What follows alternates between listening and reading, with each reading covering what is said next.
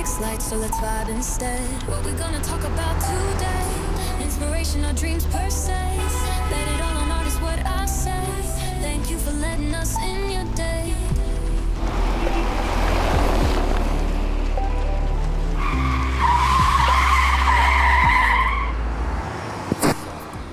What's going on, everybody? This is another, I guess, episode rendition of Creative in a Car.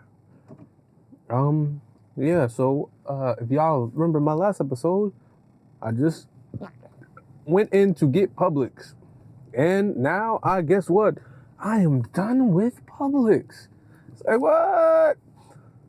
But no, the biggest thing I just realized, and I'm gonna hop on the mic, whatever, I feel inclined is, bro, no two Publix are made the same. And before you go like, bro, what does it have to do with creativity? We will get there. But first, I gotta just tell y'all what I just saw. All right? So, for many who don't know, if you happen to live in the Northeast, or that's probably the only place where I explain Publix. Publix is I wouldn't say it's a pretty mid to high level grocery store chain. They have really good chicken, as I'm chewing on it right now.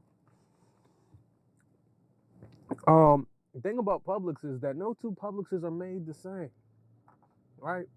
And granted, here in Florida, Miami, Publix is king. I used to live in Atlanta, and Atlanta had, Publix was not king. Publix was, many different options. We had Kroger there, and Kroger is really running the market in Atlanta, hands down. But Publix is all there is down here in Florida. Now again, para tratar atención, por favor, no Publix is made the same. And the reason why, and I say no Publix is made the same, is because there's a Publix, I'm coming from work late today. I'm in Publix, bruh, and I go to the deli section. Now, every Publix is known for their pub subs. They pub subs be going stupid. And so I go to the pub subs, but I know when the pub subs, I'm gonna go see that chicken. And this particular Publix, they got a totally different selection than the Publix next to my house. The Publix next to my house is where the bougie meets the hood.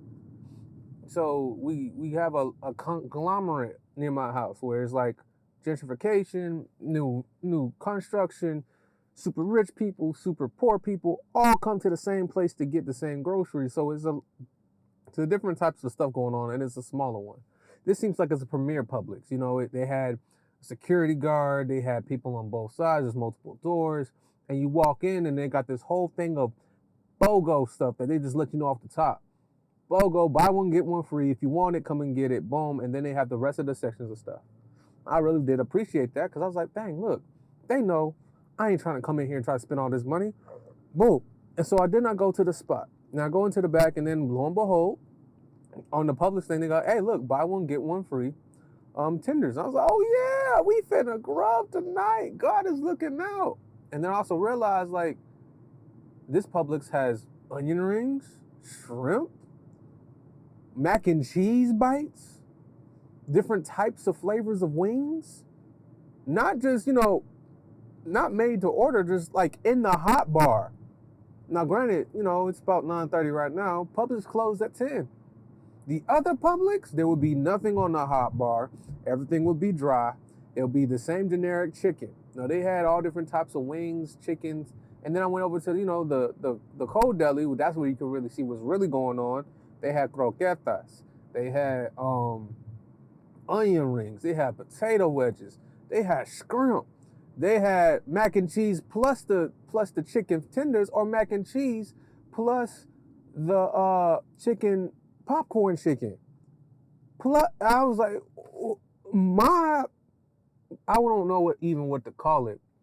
I'm gonna call it bougie plus ghetto. My bougetto placed Publix does not offer all of these different things. And so how does this tie into creativity? How does the bougetto Publix compare to The nice Publix, what's it got to do with creativity? It's real simple. Are you a creative that when people come and see you, they understand that they're getting the best, they're getting treated well, they're getting catered to? Or are you a creative that says, well, people are eventually going to need a graphic. They're eventually going to need a photo. They're eventually going to need a song. And while all of this is true, even though you might be a creative, you might be a Publix, we don't gotta come to you. The person don't gotta come to you to produce whatever creative medium that it is. So if your creative process is painful, you're hard to get along with, you don't always clarify your deals, you're hard to invoice, those type of things, you don't turn in stuff online or ahead of, you're really bad with communication, you go ghost. The thought process that we have a privilege to produce creativity as an art form to work. We understand colors, music, tones, things that move the human soul. And you're taking it for granted by being lazy. And let me not say lazy. Maybe it might be ignorant. Maybe it be a lack of knowledge. Maybe you don't know how to do it. But there's a certain way that you have to be able to do it. You want for people to come visit you and be like, yeah, this creative is different from the last creative. This particular Publix is better than the other Publixes because of all the different ways that they make it known that this Publix is not for the employees. This Publix is for the people who come in there. Now, granted, they all have a slogan. Now, granted, all those creators have basically a slogan. Input money here, export creative project here. Or input type of idea here, we'll give you type of consultation here. There's a whole different ways and slews about how we communicate what it is to be a creative. But the biggest thing that we have to understand is it's a privilege to create. And as a privilege to create, we got to understand that every client should be coming towards us and feeling like they got a really good service, a really good deal, a really good experience with us. And then you nail down what it is that you do. You don't have to be an all-size-fits-all Publix. For example, back in Atlanta, my mom goes to a Publix that's got ramen. Like ramen with the egg and the noodle and the chopsticks. And I was like, what? Here, down in Florida, Miami, we don't got no, at least, let me put it like this. I haven't ran into a Publix that's got ramen.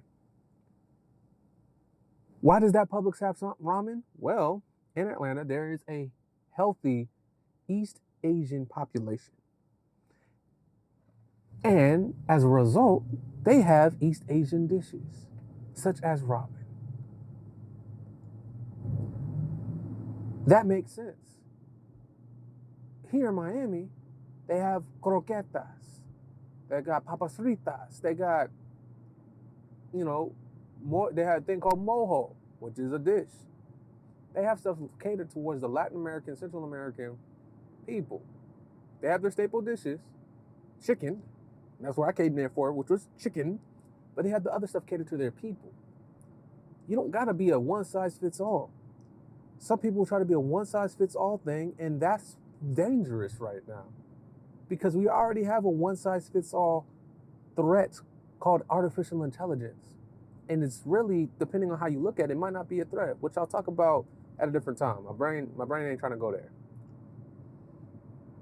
What we're going to talk about right now is simply the fact that if you try to be a one-size-fits-all thing, you won't get deep enough into your language to really offer value to someone, to offer someone something unique, something beautiful about the experience. There's some of us creatives out here, and y'all know who y'all are, because y'all have such a pleasant idea. People want to collaborate with you. You have to turn people away. People just want to pay to hear your opinion about what they should do because they believe that you speak the language so well that you're the consultant and you're a fact. And the way in which you speak is not an opinion, but it's creative fact.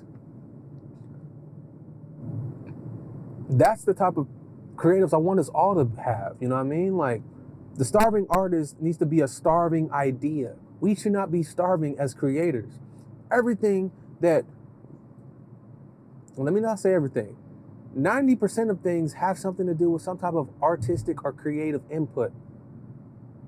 Lights are red. I'm driving, I'm creative in the car. Lights are red. There's a reason why they're red and not blue. Someone who knows colors can tell you and explain why different types of colors have different types of emotions. It's called color theory. Red is normally a bright color that stands out and gets people's attention. It's also, ironically, the color used that helps induce calm things. So it's an attention getter, and ironically, it's also something that if you use red light to go to sleep, it makes it calmer and smoother. Who would have thought? The irony of the artistic nature of colors. But that's the difference between knowing the language of light and knowing the language of colors and paint. See, totally different languages. You see where I'm going with this? Well, I didn't really do a good point with that, but you see what I'm saying is when you understand and learn your language, like those Publixes did, you're able to cater to the right people and become the right type of creator for the right groups of people.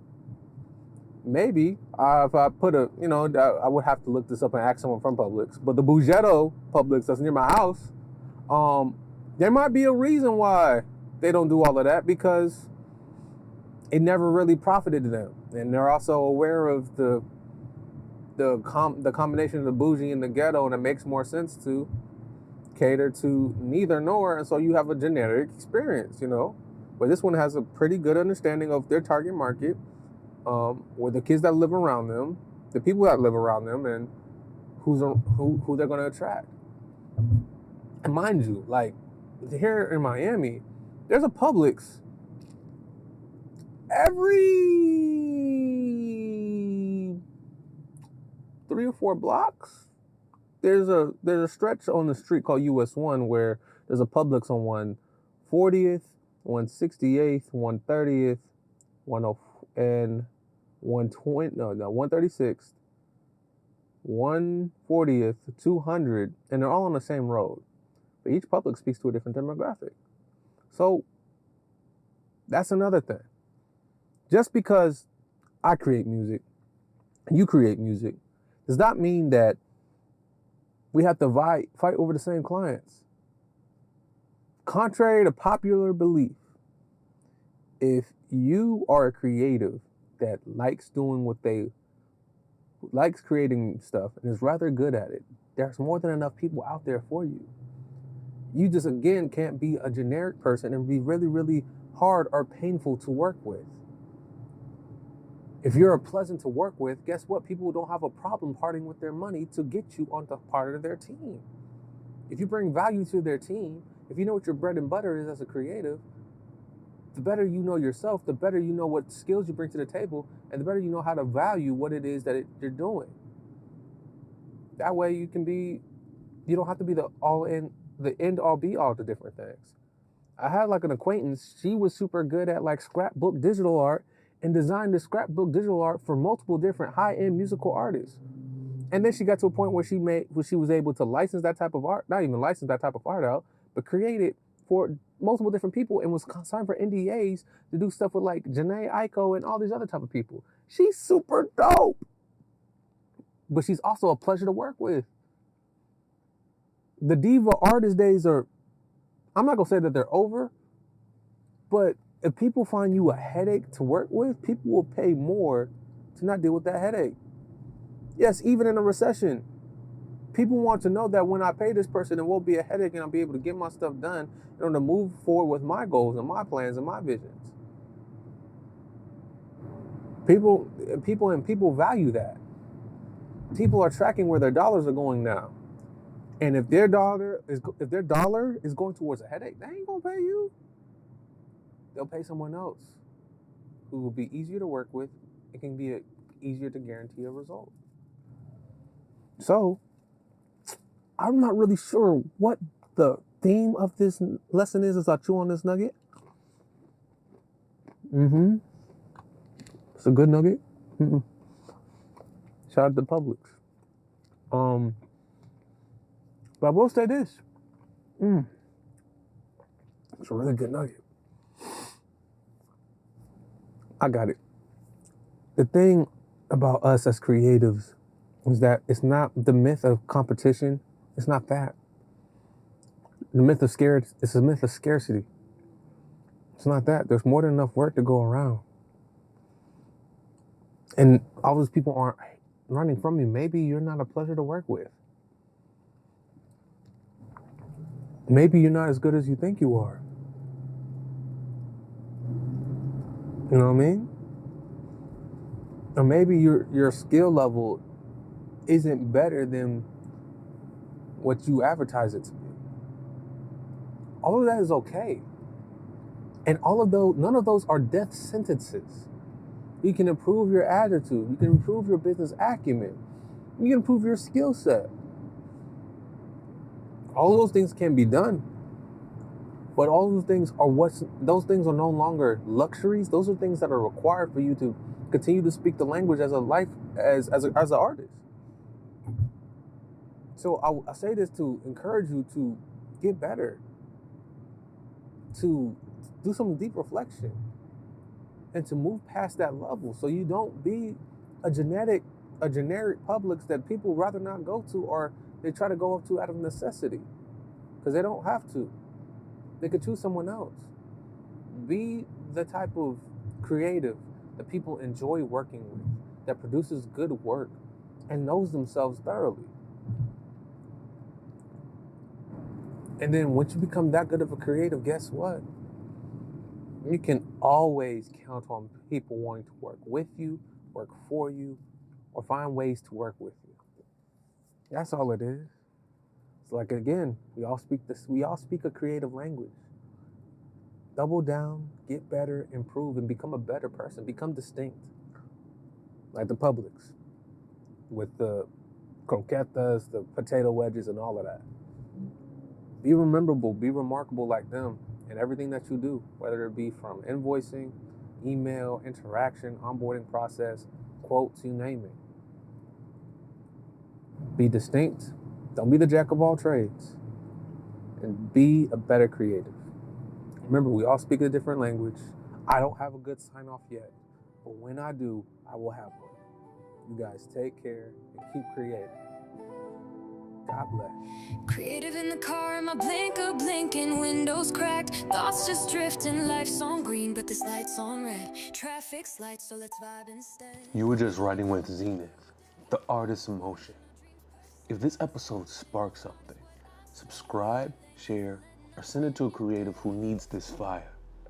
Remember, they only win when we stop creating.